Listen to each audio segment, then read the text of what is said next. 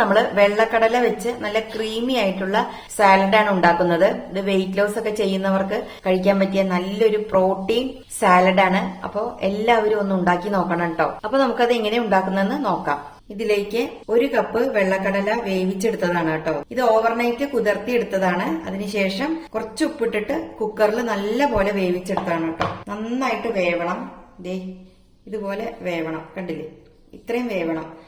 അപ്പൊ 1 കപ്പ് വേവിച്ചെടുത്ത കടല, ഇതിലേക്ക് 1/2 കപ്പ് കോണ്, ഇതും ചെറുതായിട്ടൊന്ന് വേവിച്ചെടുത്തതാണ് കേട്ടോ. ഒരു നുള്ളു ഉപ്പിട്ടിട്ട് ഇത് രണ്ടും ഇതിലോട്ട് ചേർത്ത് കൊടുക്കാം. ഇതിങ്ങോട്ട് വെക്കാം. അടുത്തത് നമുക്ക് കുക്കുംബർ എടുക്കാം. ഞാനിപ്പോ പകുതി എടുക്കുന്നുള്ളൂ കേട്ടോ. ഇതുപോലെ 4ആയിട്ട് കട്ട് ചെയ്തിടാം.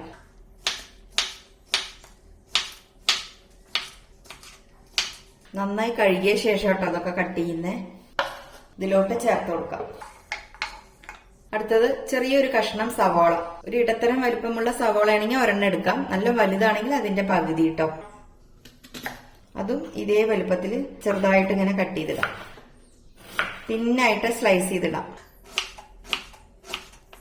എങ്കിലാണ് സാലഡ് കഴിക്കാൻ നല്ല ടേസ്റ്റ് തോന്നുള്ളൂ കേട്ടോ. നമ്മൾ ഈ പച്ചക്കറിയൊക്കെ കട്ട് ചെയ്തെടുക്കുന്നതിലും ഉണ്ടായില്ലേ ഒരു പ്രധാന പങ്കുണ്ടത്. എല്ലാം ഈവൺ ആയിട്ട് കട്ട് ചെയ്തിടണം.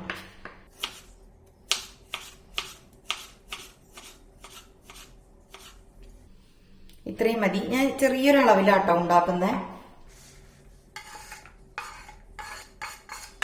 അപ്പൊ ഇതിലേക്ക് ആവശ്യമുള്ള സാധനങ്ങളൊക്കെ റെഡിയായി. ഇനി നമുക്ക് ഇതിലേക്കുള്ള സാലഡിന്റെ ഡ്രസ്സിങ് നോക്കാം. ഇനി ഇതിലോട്ട് നല്ല കട്ട തൈര്, അധികം പുളിയില്ലാത്തത് ചേർത്ത് കൊടുക്കാം.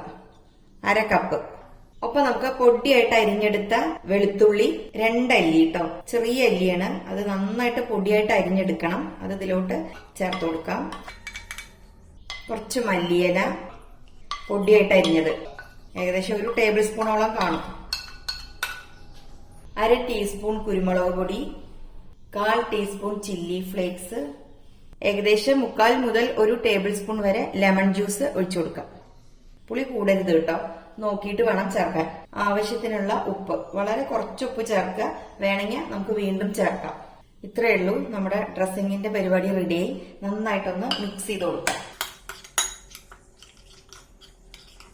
വെയിറ്റ് ലോസ് ഒക്കെ ചെയ്യുന്ന ആൾക്കാർക്ക് വളരെ നല്ലതാട്ടോ. ഇനിയിപ്പോ അതില്ലാത്തവർക്കും നമ്മൾ ഭക്ഷണം കഴിക്കില്ലേ, ഊണൊക്കെ കഴിക്കുന്നേക്ക് മുന്നേ ഒരു ബൗൾ ഇത് കഴിക്കുകയാണെങ്കിൽ നമുക്ക് പിന്നെ കുറച്ച് ചോറേ ഉണ്ണാൻ സാധിക്കുള്ളൂ. ഇത് ഏറ്റവും നല്ലതുമാണ് ശരീരത്തിന്. നമ്മുടെ വയറ് നന്നായിട്ട് ഫില്ലാവും. ഈ ഡ്രസ്സിങ് തന്നെ പലതരത്തിൽ ചെയ്യാട്ടോ. നമുക്ക് നല്ല ടേസ്റ്റിലൊക്കെ ചെയ്യാം. അപ്പൊ അതൊന്ന് ടേസ്റ്റ് ചെയ്ത് നോക്കട്ടെ. പാകാണ് കേട്ടോ. പുളിയും ഉപ്പും എരിവും എല്ലാം പാകാണ്. ഒന്നും മുന്നിട്ട് നിൽക്കരുത്. ഇനി നമുക്ക് ഇതിലോട്ട് ഈ റെഡിയാക്കി വെച്ചിരിക്കുന്ന കടലയും കുക്കുംബറും ഉള്ളിയും ഒക്കെ ചേർത്ത് കൊടുക്കാം.